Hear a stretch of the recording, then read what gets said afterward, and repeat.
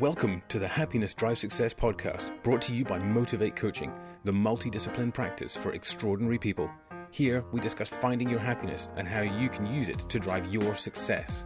Please welcome your host, co-founder, CEO, and master of discovering happiness, Stuart Isham-Fairbairns. Hello and good day, my wonderful friends. How are we today? It's a beautiful day here in Africa. Once again, it's raining. It's very slippy. So if you hear a loud squelching noise, that might be me going down face first. We're out on a hike this morning as usual with Harlow. He's loving the water everywhere, splashing in the puddles. Typical golden retriever. And I wanted to share a quick thought with you that I've just had. Now, we've talked about limiting beliefs a number of times and covered those topics. It's a great meaty topic and very relevant to us all. So this one, however, is within that kind of topic, but a bit beyond. You'll see what I mean as I continue. Is there a place in your life where you have felt as though you could potentially try doing something different to the norm and receive different results? Now that's a closed question, so we're getting a yes or a no there. I imagine some of you might have a little, if you think about it for a minute, maybe there was a little quiet voice that came up at you and said like, well, maybe. Chances are that little voice, you may have confidently said yes, absolutely. There's multiple times where that's been the case, that I've questioned the rules around something, or what is the common norm, or what's the structure to approaching something, and you may well say, no, that's I'm quite happy with how things have been, and to follow the structures, or have been to date, and it makes sense to me. Or there might be that little voice that pops up in you, wherever you are on that spectrum. What is interesting is that we as humans like to put things in boxes, don't we? We like them to be a certain shape, so they're tangible, so we can we know where they start and they stop. It's it reduces the anxiety of something being unfathomable, because that's when we get a bit sort of wobbly on our feet, don't we? So we like to make things small and bite-sized and manageable. So we put things in boxes, and that's fine. That's just something that we do, and it's a natural human tendency. What we can end up doing, however, is limiting ourselves, and this is where limiting beliefs come in. This is where all sorts of constructs that we build within our lives then we kind of build a walls out of these blocks that we put together, and they can actually become barriers. We can protect ourselves from what we believe is unsafe, or potentially get results that are not favorable to us, so we don't go that way, we don't try it, or we don't even build the boxes. Other people have built the boxes, and from the past we're told that don't do this but you can't jump out of an airplane without a parachute. That's okay, fair enough. I would also sort of turn around at that wall. That's a fair enough point. Let's not be doing that. However, if you look at so many situations in life, and when someone pushed the envelope, when someone broke the barrier, when someone went beyond and completely changed the way something was done. Now let's look at, for example, Formula One. You don't need to be into Formula One racing in order to get this point. Michael Schumacher won for how many years? Was it 7 years in a row was his streak? Then you look at Lewis Hamilton now, who has now met that streak. But at the time when Schumacher was racing, it was just revolutionary. He was this sort of deity of Formula One racing. And then now you've got a young man, Lewis Hamilton from the UK, who has met that match, and it looks like he could continue it. If you look at the history of human civilization, we're consistently breaking the boundaries. You look at the Guinness Book of Records books, and you can look at the one year to the next. Someone's always taking it that little bit further. There's another great example of the chap doing high jumps, or people doing high jumps. And there was one chap whose his coach didn't impose upon him the restrictions of how to do the jump. Now, the traditional way to jump over the high jump was to do the scissor kick. So you run up and you do the scissor kick and over you go. But he had this inclination or this feeling he wanted to go head first with his face facing up. So he would go head first and bend over backwards over the pole.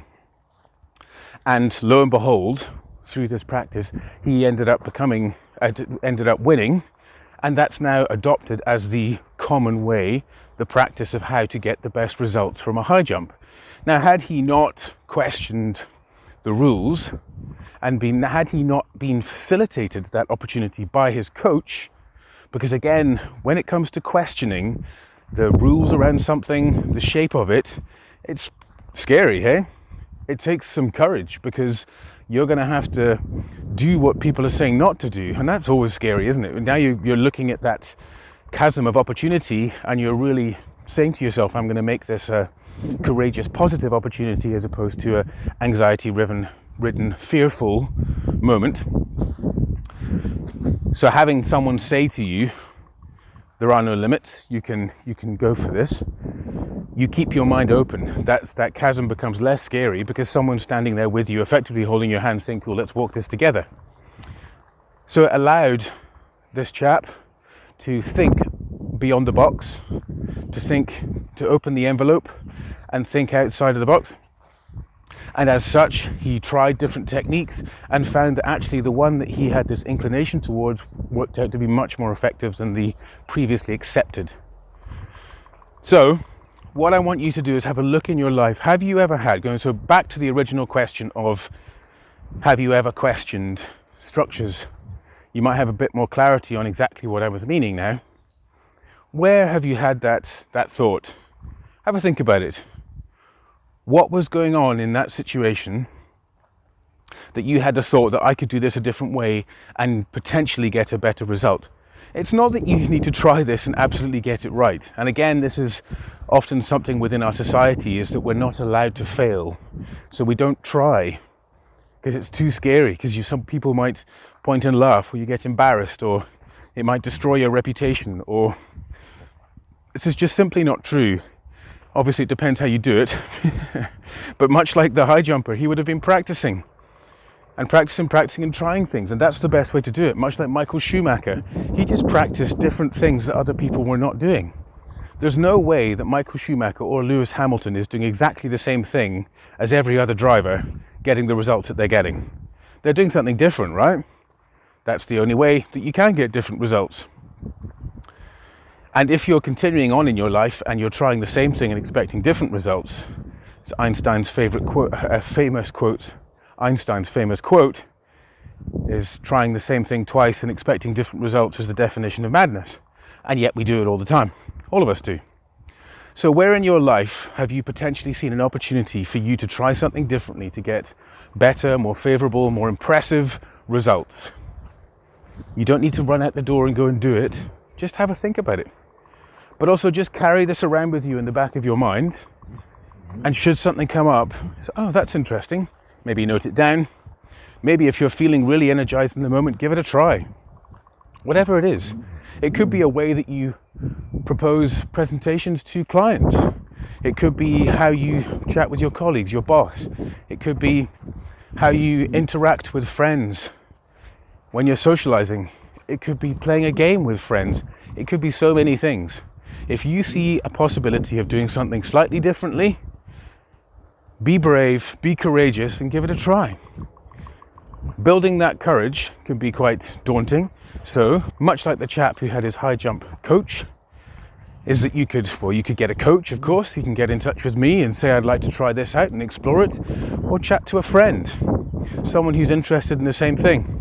You might have a bowling club and you've got a specific bowling technique that you think might work, but you don't want to do it in front of everyone because it might be a bit crazy and a bit out there, and it might not work at all and be a total flop, and you're worried about being judged. So with that friend, schedule a time to come to the bowling alley, just the two of you, give it a try. Two of you can have some fun trying it out. If it doesn't work, what's lost?